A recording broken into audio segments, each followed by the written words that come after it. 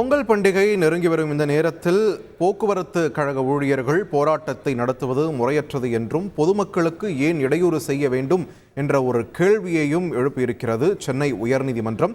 தொடர்ந்து கூடுதல் விவரங்களை எமது செய்தியாளர் சுரேஷிடம் கேட்கலாம். சுரேஷ், வணக்கம். இந்த விவகாரத்தில் சென்னை உயர்நீதிமன்றம் போக்குவரத்து ஊழியர்களிடம் இந்த கேள்வியை முன் வச்சிருக்கு. அதே நேரத்தில் தமிழக அரசுக்கு ஏதேனும் இது சம்பந்தமாக உத்தரவு பிறப்பிக்கப்பட்டிருக்கிறதா? என்ன நிலவரம்? விரிவான தகவல்கள் சுரேஷ். வணக்கம். 6 அம்ச கோரிக்கைகளை வலியுறுத்தி போக்குவரத்து தொழிலாளர்கள் இன்றைக்கு 2வது நாளாக வேலைநிறுத்த போராட்டத்தில் ஈடுபட்டு வருகிறார்கள்.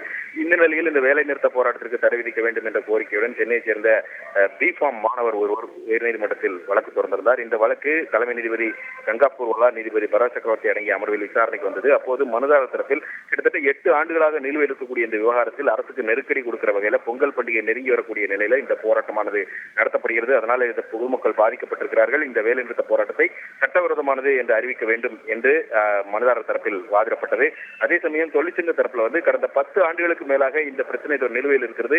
ஏற்கனவே உயர்நீதிமன்றம் இவர்களுக்கு அந்த பணப்பலன்களை வழங்க வேண்டும், அதாவது ஓய்வூதியதாரர்களுக்கு அகவிலைப்படி உயர்வை வழங்க வேண்டும் என்று ஏற்கனவே உத்தரவிட்டிருக்கிற நிலையில இதுவரைக்கும் அவர்கள் அதை அமல்படுத்தவில்லை. அதனால் தான் இந்த பிரச்சனையானது தொடர்ந்து நீடித்து வருகிறது என்ற ஒரு கருத்தை தொழிற்சங்கம் தரப்பில் முன்வைக்கப்பட்டது. இதையடுத்து தலைமை நீதிபதி கூறும்போது தமிழகத்தில் ஒரு மிகப்பெரிய பண்டிகையான இந்த பொங்கல் பண்டிகையின் போது மக்களுக்கு ஏன் இடையூறு செய்ய வேண்டும்? இதனால் அதிகம் பாதிக்கப்படுவது மக்கள் தான். நகரத்தில் உள்ள மக்கள் அதிகம் பாதிக்கப்படவில்லை என்றாலும் கூட கிராமத்திற்கு செல்லக்கூடிய மக்கள் மிகவும் சிரமத்துக்குள்ளாகிறார்கள் என்ற ஒரு கருத்தை நீதிபதி பதிவு செய்திருக்கிறார்கள்.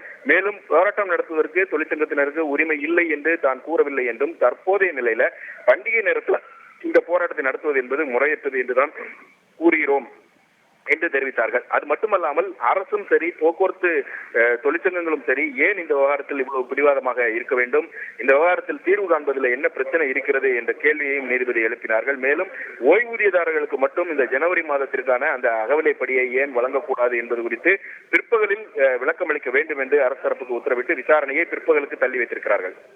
நன்றி சுரேஷ், உங்களுடைய விரிவான தகவல்களுக்கு.